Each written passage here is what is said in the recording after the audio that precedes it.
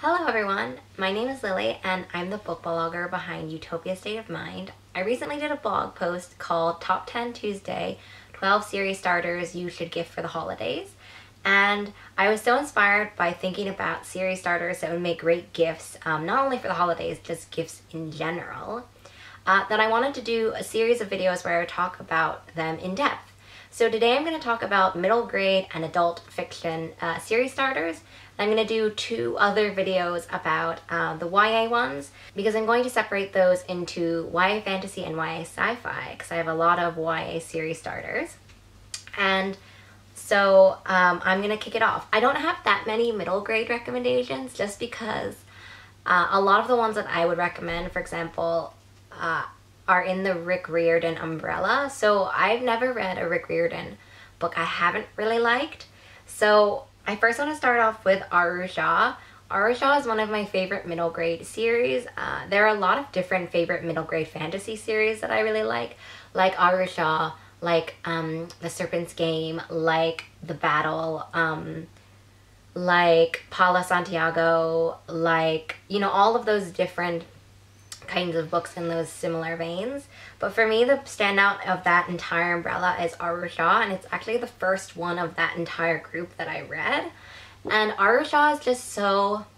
What got me about the first Aru Shah, and I haven't read actually the second and third, which are out already, but what got me about the first Aru Shah is that it talks so much about wanting to fit in and having that feeling of your life is so boring. And especially as a middle grade person, I think it's really hard to like want to fit in, and what will you do to fit in. So it's a great kind of thematic core of the story, and it kind of is explored in a variety of different themes and also in a fantasy setting. So I definitely wanted to mention Aru Shah because it's kind of like my OG middle grade fantasy recommendation. And then another one I wanted to talk about is Maya and the Rising Dark. Maya and the Rising Dark, what I love about this series, and only book 1 is out now, but book 2 and book 3 are going to be coming out every year as planned. So what I love about Maya and the Rising Dark is that it has this contemporary setting and this fantasy setting, but it keeps both of them really grounded. So I feel like a lot of fantasy in general, sometimes there is that contemporary setting and then you leave it completely, okay? And I don't dislike them, but it is nice to read a contemporary fantasy that includes both of those worlds and both of those elements and then maintains that balance. So that's why I really loved that one. And the final pick is Amari and the Night Brothers. Okay, I realize Amari and the Night Brothers hasn't come out and I keep hyping it up, and it comes out in 2021. But if you're thinking about getting a pre-order for a holiday gift or just a birthday gift in general, definitely recommend that one. It talks about prejudice and expectations, and it talks about how can you change people's minds when you're an outsider and when people have their own opinions of you. So I really loved that kind of theme, and it's sort of explored not only through Amari and the racism that she has to experience, but also the prejudices in this magical world that she discovers. So I know that that one isn't out yet, but it will be soon, and then you can all love it and you can join the hype train with me. So I want to discuss adult book series that I really love. Some of these series are complete, some of them are not complete.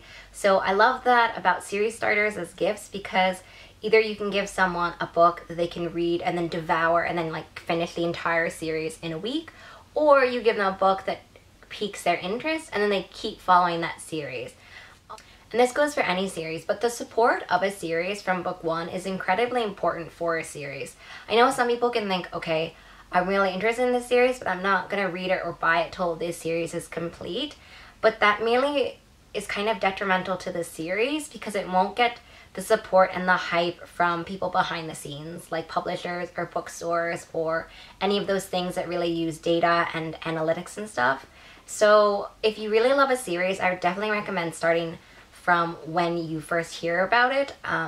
So for example, there are some where they're first in series and the rest haven't come out yet. And I would encourage you to really support it from the beginning if you can, because it really will make a long-term difference in the life of a series. So public service announcement aside, I want to talk about first the Invisible Library series. I've loved this series from the beginning. it's basically just book lovers meets espionage, and so talking about what it would be like if there's a magical library and then parallel kind of different worlds where there'd be order and chaos, and like how would you assert order and chaos, and you do it through books. So they're librarians, but they're not librarians in the typical sense you and I know. So unfortunately, I only have the 7th book, but I don't have the copies of like 1 through 5 with me. But this is the copy of the 7th book, so I'll just hold it up because this is my favorite one. It is so gorgeous. And it's a long series. As I said, this is book 7, and based on the ending, there has to be more. Like, I just can't live with that ending like that. There needs to be more books. So, it's basically just a really great kind of action, mystery, detective, political manipulation kind of series that is just fantastic for people who maybe really have loved those mysterious detective kind of things, but haven't maybe read as much fantasy. So I think that that's like a perfect Venn diagram bridge between fantasy and detective espionage stuff. It's high action, high intrigue. Every book seems to increase the world and increase the characters and side characters. So it's just, I love it so much. It's kind of like my easy, captivating, entertaining read that I can like pick up whenever I want, essentially. The next series I want to talk about is Heroine Complex. It is a superhero series. I don't actually have that many superhero books in general, but Heroine Complex is definitely one of my favorite. I think off the top of my head, I only really have Heroine Complex and Not Your Superhero, or not your sidekick, Not Your Backup, and then I think a few other ones that I can't remember. But Heroine Complex is an adult series. There have so far been 3 releases, but I think they're going to continue the series. I think it's going to be a quartet, if not more. So it's great because it's one of those double thing, right? Where you can get all 3 now and then continue to support the series as it grows and evolves. I really love Heroine Complex specifically because of the characters. So the supernatural element is included in the superpowers, but they're also fighting supernatural elements. So it's not like, oh, I have superpowers and I'm just gonna fight crime. This is, I have superpowers and now I'm gonna fight like little alien slime monster things and demon kind of things. So that's the fantasy it is. And what I really loved are the characters. So Evie and Olive and Aveda, like all of the characters that we get to know over this series are just so compassionate, and they also are vulnerable and relatable, and it has such a core character development like within each book and also within the series as a whole that I've loved being able to watch them grow. So emotional. And it's just full of action as well. So it's great because it hits those highs and lows, like high action, but also high emotions as well. So definitely recommend it. It's super, super fun. The next book I want to talk about is Library of the Unwritten. This is my copy. I adore this UK cover. Not only are the flames 3-dimensional, the other one also has the US edition, and I'll kind of like put it up over here. The US edition has this beautiful kind of reaching through the hand kind of thing, which is also eerie. So I love both the US one and the UK one. But this is the one that I read, so it has all of my markings of favorite quotes. This is beautifully written, first off. Like, the page markers speak for themselves. And second off, it is such a wonderful concept. So, okay, it's kind of like, it has librarians, but it's a completely different thing than the Dark Archive, okay? So, and the Invisible Library series. So first off, this is a library in hell, and the main character is the librarian, and she's responsible for taking care of all these unwritten stories. So it's a library in hell of unwritten stories, and these are stories that, you know, you may not have started or that just die and they just are left unfinished forever. And so what would happen if these stories became sentient and the characters within them kind of escaped? And so that's the basis of this. But basically, as the book progresses, you're gonna find that there's so much more to this book. So many more twists and turns. I haven't read the second book, but it is a fantastic series that is kind of one of those bookworm loving series, right? So it's always talking about loving books, but also, I don't know if they're like writer series. So this is definitely, if you're an aspiring writer, you could definitely read this and think about all of the stories that are unfinished. So maybe it will kind of like kick you into gear. But I just loved how action-packed it was. And the main character of Claire, she is just so clever and intelligent and determined, and I just loved all of those different qualities. And there are some serious, intense plot twists in this book. The next series I want to talk about is the Wayward Children series. This is a series that has been continued, and it's also a novella series. It starts with Every Heart a Doorway, and the series has this idea of portal. So it's definitely kind of like a portal fantasy. You go through a doorway based in most of these stories, and you go into a world completely different. And so I love the different world building within each novella, and each novella feels very contained, but it is a series. So there's been at least 4 different novellas, and I definitely love them with varying strengths.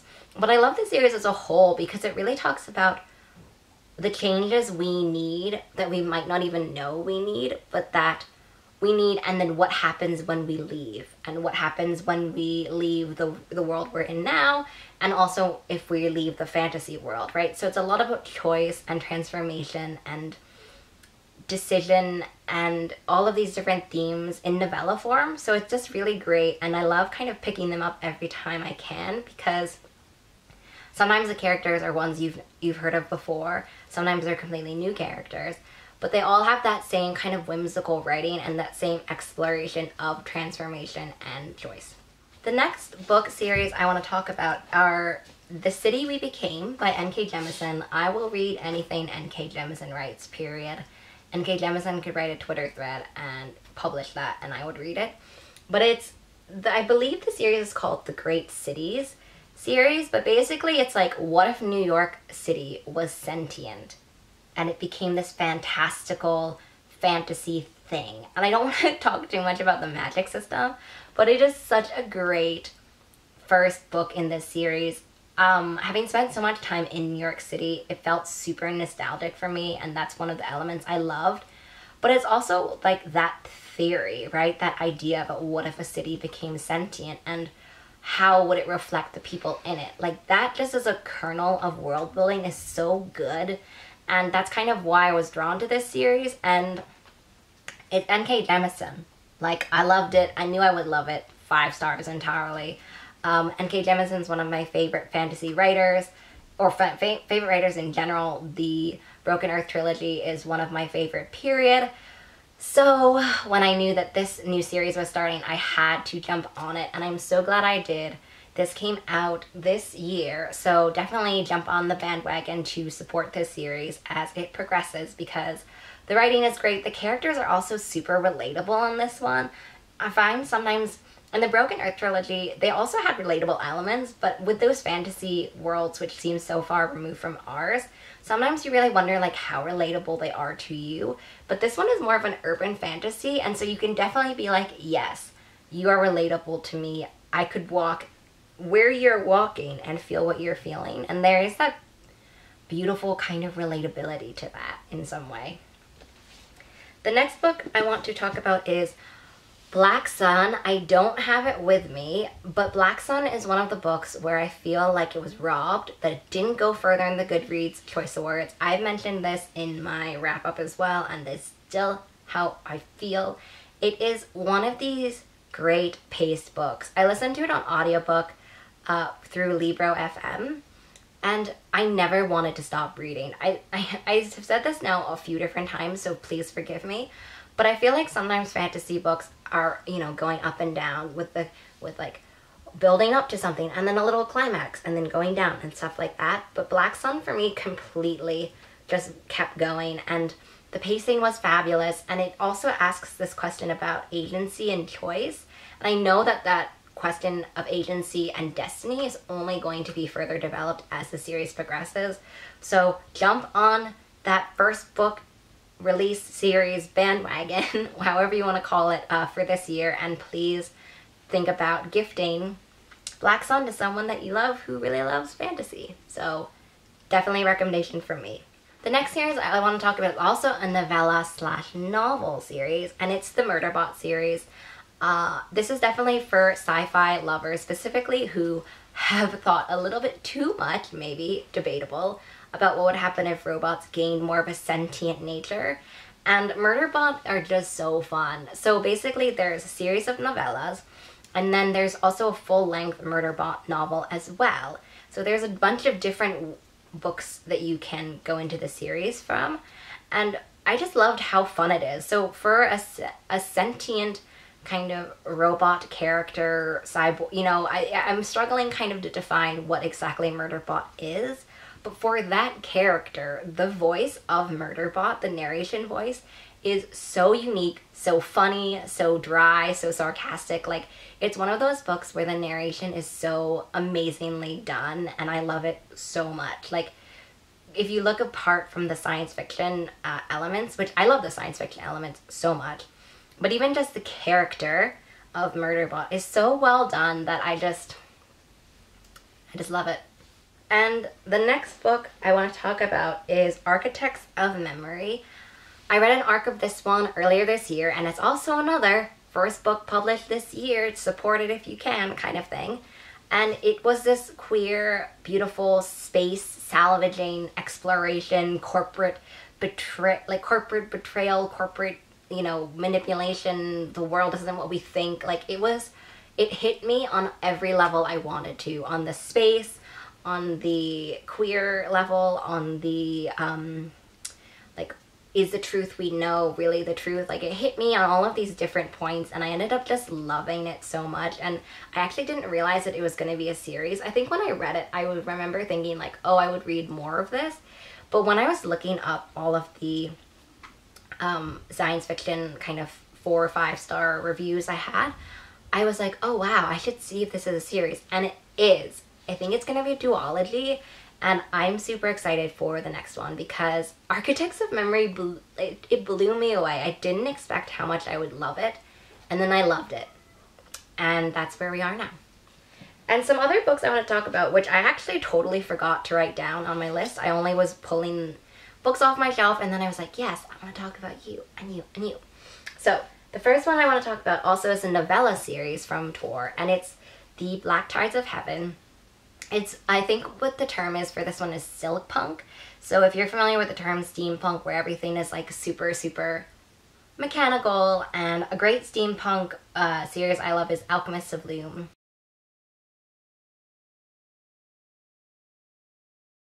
But I just love the magic so much in this, and it's like a magic I've never really seen. I don't know if you can kind of see them, their hands going through these motions. The covers are beautiful, and also it's one of those series where I ended up loving every book I read better than the one before.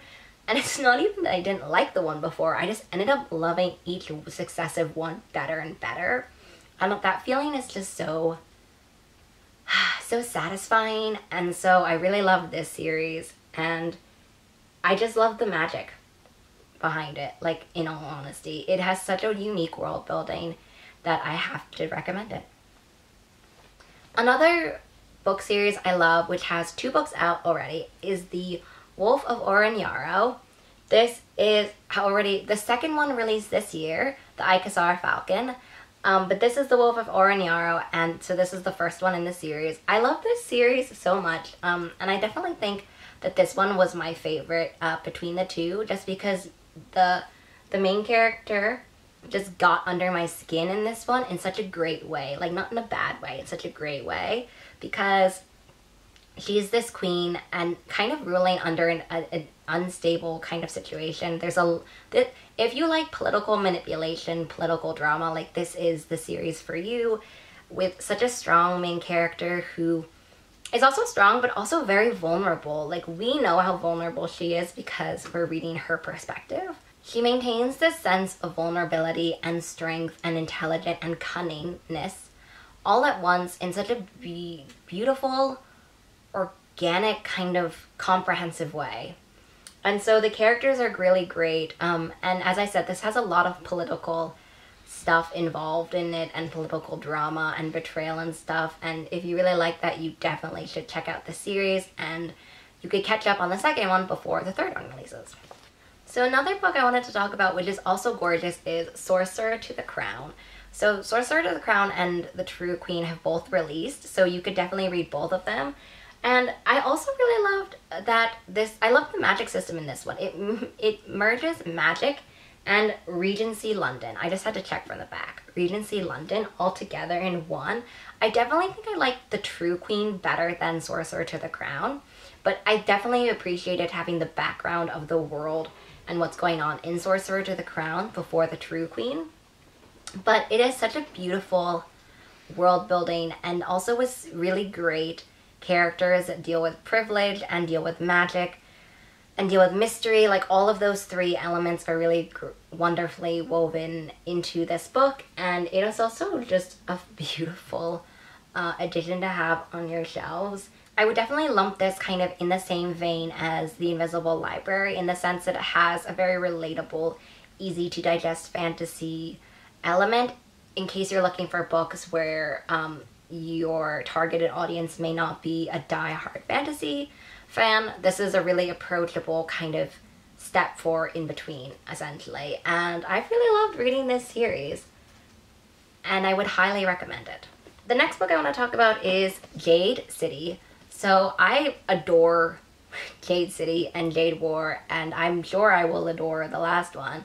So book 1 and 2 are out already. You should definitely buy them and read them because it is amazing. It's like an urban fantasy with the magical power of Jade. It mixes magical powers of Jade with clan and clan dynamics and clan warfare, essentially. So it's very based on all of these kind of political maneuvers and a loyalty and allegiance, and it has all of these beautiful characters in it that are struggling with their relation to the clan, their relation to their future, their relation to all of these different elements of their life or their past life or their future lives that they really want to figure out how to merge into one. And while the world building is amazingly strong, and so is the action, for me what really gets me are the characters. I cried when I read Jade War. I didn't cry the whole time, I just cried at some certain scenes, which if you know the certain scenes, you will have cried with me. But it is just so great, and I can't wait for the third one next year. And the last book, which I don't know if you could have guessed, please put your guesses for the last book right now, because it is one of my favorite series in general. I talk about it a lot, so I kind of hope that people can figure out which book it is, but it is The Poppy War. Duh, it's The Poppy War. I read an arc of The Poppy War and I loved it, and I've been reading arcs of it ever since. These books I have kept. One of the only art collections I have is of this series, and I've completed that art collection, so I feel real good about that. But I love The Poppy War. It is such a fantastic series because the characters are so great, and it also is so focused on their character growth. And every time I hear Rebecca talk about this book, I fall more in love with it. There are just so many, there's so much historical implications and historical research put into this book, so definitely read by Tiffany's post about this. But second off, it has so much great and clever character building, so character growth and character evolution, and in a way that maybe hurts your heart, but in a way that makes sense. Sometimes authors will try to do things maybe that feel good for you, but in The Poppy War it always makes sense for the character, and it also always makes sense for the world and the situation they're put into. There are no easy answers, no easy outs. Like, everything is super complex, and that's why I love it. So it's a fantastic series. It's completed now as well, so you can get all 3 books and just read all of them in a week, and then you can send me all your tears in an envelope to me. So that is the wrap up of all of these series starters that I recommend and to give as gifts, either for this holiday season or just like gifts in general for, you know, being a good friend or having a birthday. Any of those reasons you'd want to give gifts. I hope you had a really great time watching this. I will leave all the links to the books down below and all the social media links for moi down below. And I hope you have a great day. Stay safe, wear a mask, and everyone has a really great holidays, all things considered. Bye!